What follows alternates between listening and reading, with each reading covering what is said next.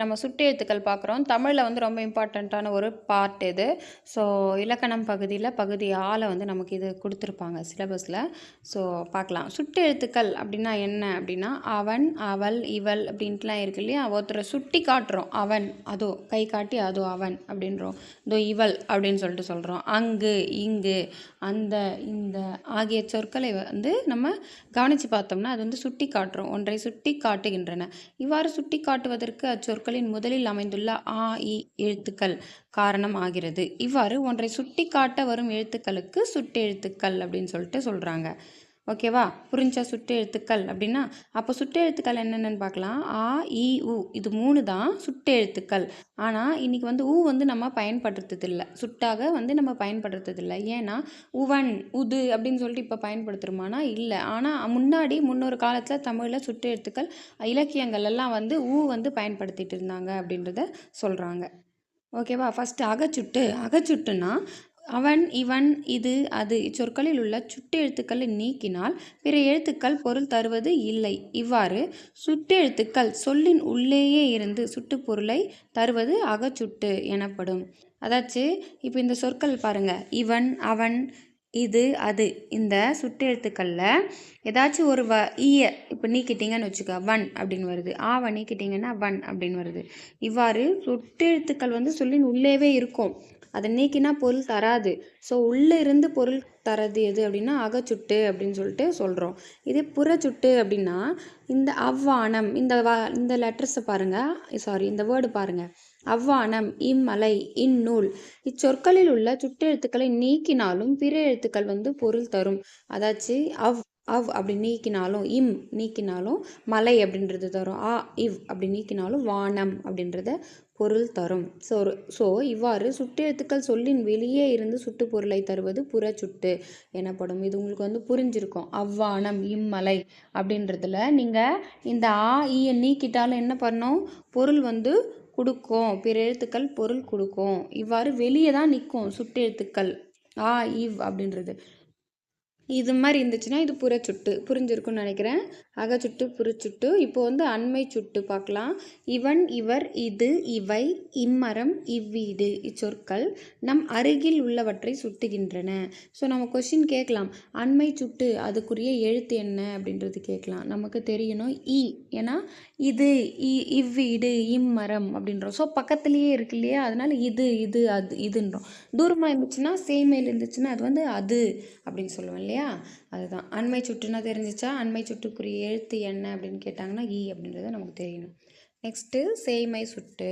அவள், அவர், அது, அவை, அவ்வீடு, அம்மரம் இந்த சொற்கள்லாம் பாருங்கள். அங்கே இருக்கிற தொலைவில் இருக்க பொருளை வந்து சுட்டி காட்டுது. ஸோ இது வந்து சேய்மை சுட்டு அப்படின்னு சொல்லிட்டு சொல்கிறோம். சேய்மை சுட்டுக்குரிய எழுத்து என்ன அப்படின்னு பார்த்தீங்கன்னா வரும். ஓகேவா? அது, அவர், அவள் அப்படின்னு சொல்லிட்டு அந்த மாதிரி வரும். ஸோ இந்த எழுத்து வந்து ஞாபகம் வச்சுக்கோங்க. நெக்ஸ்ட் வந்து 5வது பாட்டு சுட்டு திரிபு. இந்த சுட்டு திரிபில் பாருங்களேன். அம்மரம், இவ்வீடு ஆகியவை புறச்சொட்டுகள் அப்படின்ட்டு நமக்கு தெரியும். ஓகேவா? இச்சொற்களை அந்த மரம், இந்த வீடு அப்படின்ட்டும் சொல்கிறோம். ஸோ இ ஆகிய சுட்டெழுத்துக்கள் மாற்றம் பெற்று அதாச்சும் திரிந்து அந்த, இந்த என வழங்குகின்றன. புரியுதுங்களா இது கான்செப்ட்? இந்த அம்மரம், இவ்வீடு அப்படின்றது புறச்சுட்டு நமக்கு தெரியும். அது திரிஞ்சு என்ன ஆகுது, அந்த, இந்த அப்படின்ட்டு வருது இல்லையா? ஸோ அந்த மாதிரி திரிந்து வர்றது வந்து சுட்டு திரிபு அப்படின்னு சொல்லிட்டு சொல்கிறோம். இது உங்களுக்கு புரிஞ்சிருக்கும் கான்செப்ட்னு நினைக்கிறேன். அம்மரம், அவ்வீடு, அந்த, இந்த அப்படின்றத அது எப்படி அம்மரம், அவ்வீடுன்றது அந்த மரம், அந்த வீடு, இந்த மரம், இந்த வீடு அப்படின்னு சொல்லிட்டு சுட்டெழுத்துக்கள் மாற்றம் பெற்று வருகிறது இல்லையா? இதுதான் என்ன சொல்கிறோம், சுட்டு திரிபு. இவ்வாறு இ ஆகிய சுட்டெழுத்துக்கள் அந்த, இந்த என திரிந்து சுட்டு பொருளை தருவது சுட்டு திரிபு. இது உங்களுக்கு புரிஞ்சிருக்கும்னு நினைக்கிறேன். சுட்டு திரிபுனா ஒன்றுமே கிடையாது. அம்மரம், அவ்வீடு அப்படின்றது அந்த மரம், அந்த வீடு அப்படின்னு சுட்டு திரிஞ்சு வந்திருக்கு தான் சுட்டு திரிபு. இது வந்து சரியான விடையை கேட்டிருக்காங்க பாருங்கள். என் வீடு அங்கே உள்ளது, அது உள்ளதுன்னு வருமா? வராது. ஸோ அங்கே. தம்பி இங்கே வா. ஸோ இவர் வா அப்படின்னு வருமா? வராது. இங்கே வா. இங்கே வந்து எக்ஸாம்பிளுக்கு சுட்டு எழுத்துக்கள் கொடுத்துருக்காங்க பாருங்கள். குரூப் 4 கொஷின் மாதிரி. அவன் இச்சொல்லில் அமைந்துள்ள சுட்டு வகை எது அப்படின்னா எது? அகச்சுட்டு. ஸோ ஆவ நீக்கிட்டோம், சுட்டு எழுத்த நீக்கிட்டோம்னா பொருள் கிடைக்குமானா கிடைக்காது. ஸோ இது அகச்சுட்டு நம்ம படித்தோம். இது உங்களுக்கு தெரியுதான்னு பாருங்கள். நெக்ஸ்ட் 2வது கொஷின் பாருங்கள். சொல்லின் வெளியே நின்று சுட்டு பொருளை உணர்த்துவது எது அப்படின்னு பார்த்தீங்கன்னா புறச்சுட்டு. ஸோ வெளியிருந்து என்ன பண்ணுது, அந்த சுட்டு பொருளை வந்து உணர்த்தும். இது வந்து புறச்சுட்டு அப்படின்னு சொல்லிட்டு சொல்கிறோம். அருகில் உள்ளவற்றிற்கும் தொலைவில் உள்ளவற்றிற்கும் இடையே உள்ளதாக காட்ட பயன்பட்ட சுட்டு எழுத்து எது? அதாச்சும் பக்கத்தில் இருக்கிறதுக்கும் தூரத்துக்கும் இருக்கிறதுக்கும் இடையில இருக்கிறத சுட்டி காட்டுறதுக்கு என்ன சுட்டி எழுத்து பயன்பட்டுச்சு ஒரு காலத்துலன்னா ஊ அப்படின்றத பயன்பட்டுச்சு. ஸோ ஆப்ஷன் ஆன்சர் இ, ஊ.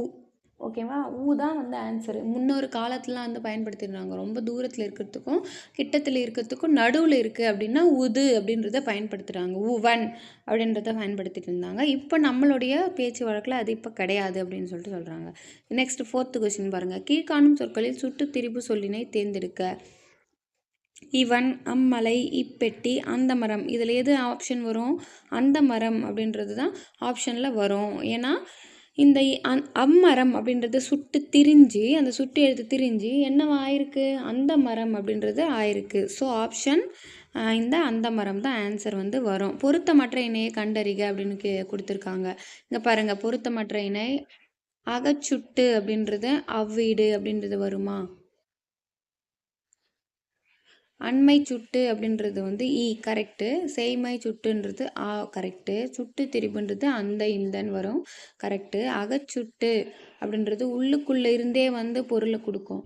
ஸோ அந்த பொருளை நீக்கினாலும் வந்து என்ன பண்ணாது, பொருள் கொடுக்காதது தான் அகச்சுட்டு. ஸோ இது வந்து அவ்வீடுன்றது புறச்சுட்டு. ஆவை நீக்கினா என்ன ஆகும்? வீடுன்ற பொருள் தரும். ஸோ இது வந்து புறச்சுட்டில் கொடுத்துருக்காங்க. ஸோ இதுதான் நம்மளுக்கு பொருத்தமற்றது. ஸோ இது உங்களுக்கு இந்த வீடியோ ரொம்ப யூஸ்ஃபுல்லாக இருந்திருக்கும்னு நினைக்கிறேன். சுட்டு எழுத்துக்கள் அவ்வளோதான் புக்கில் இருக்குது. ஸோ இது நல்லா பார்த்துக்கிட்டிங்கனாவே உங்களுக்கு எக்ஸாம் வந்து சூப்பராக போட்டுடலாம் ஆன்சர். ஓகேவா? தேங்க்ஸ் ஃபார் வாட்சிங். இது மாதிரி நிறைய வீடியோ வேணும்னா சேனலை சப்ஸ்கிரைப் பண்ணிக்கோங்க. தேங்க்யூ.